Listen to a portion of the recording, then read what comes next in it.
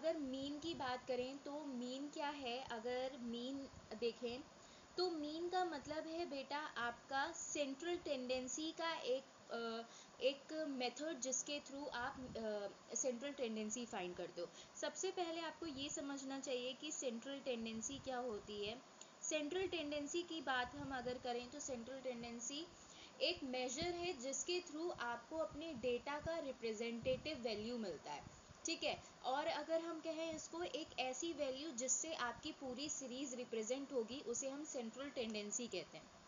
Suppose एक example लेते हैं, अगर मैं आपसे पूछूं आपके 12th में कितने मार्क्स थे, तो आप कहोगे 80% मार्क्स थे। तो ये 80% क्या शो कर रहे हैं कि जितने भी आपके 12th में सब्जेक्ट थे उनके जो मार्क्स थे वो 80 के आसपास कहीं ना कहीं होंगे। किसी सब्जेक्ट में 75 होगा, तो किसी में 85 होगा, किसी में 80 होगा, किसी में 82 होगा, तो किसी में 78 होगा। तो इस तरीके से आपके मार्क्स होंगे और इनका जो आपका मीन आया वो आया आपका 80।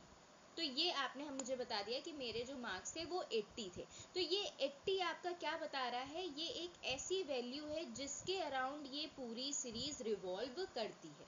तो सेंट्रल टेंडेंसी एक ऐसी वैल्यू है जिसके अराउंड सारी वैल्यू रिवॉल्व करती है। अब एक चीज़ और ध्यान दीजिएगा। अब देखिए, पहले जब आप लोग पढ़ते थे तो आप लोगों को ये बताया जाता था कि मीन इक्वल्स टू एवरेजेस, ठीक। जो आप लोग ने थर्ड ईयर में पढ़ा है, सेकेंड ईयर में पढ़ा है, मीन को हम एवरेज कहते हैं, एकदम सही बात है। बट एक्चुअल सिचुएशन क्या है, एक्चुअल कंडीशन क्या है, सेंट्रल टेंडेंसी को एवरेजेस कहा जाता है, ठीक। अगर आप एकदम कोर में जाएंगे तो आपको ये पता चलेगा कि जो सेंट्रल टेंडेंसी होती है उसे एवरेजेस कहा जाता है। और मीन को विद द टाइम, क्योंकि मीन का जो फॉर्मूला है उसके थ्रू एवरेज फाइंड किया जाता है, वो एवरेज का भी फॉर्मूला होता है, इसलिए मीन को एवरेज कहा जाता है।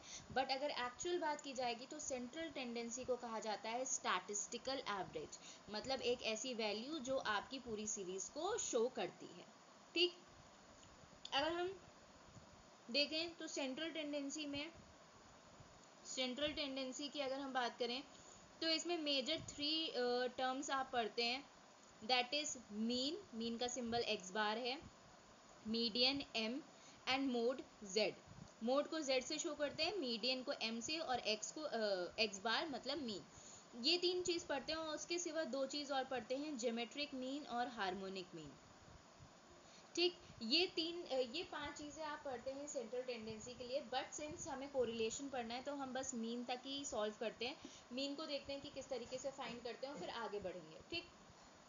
तो मीन को हम किस तरीके से सॉल्व करते हैं, अगर हमें मीन सॉल्व करना है तो मीन का सिंबल सबसे पहले जानिए एक्स बार होता है, जो कि पहले डिस्कस हो गया है। मीन का एक कॉमन फॉर्मूला होता है X bar equals to summation of X upon N, ठीक। बेटा summation x equals to x1 plus x2 plus x3 plus x4, जितनी भी वैल्यूज x की दी हैं टिल xn, ठीक। xn का मतलब है जितने भी एलिमेंट आपके क्वेश्चन में दिए हैं सबको आप जब प्लस कर दोगे और नंबर ऑफ ऑब्जर्वेशन से या नंबर ऑफ एलिमेंट से डिवाइड कर दोगे तो आपको क्या मिल जाएगा, मीन मिल जाएगा। तो ये हम मीन के लिए कहते हैं, ठीक है।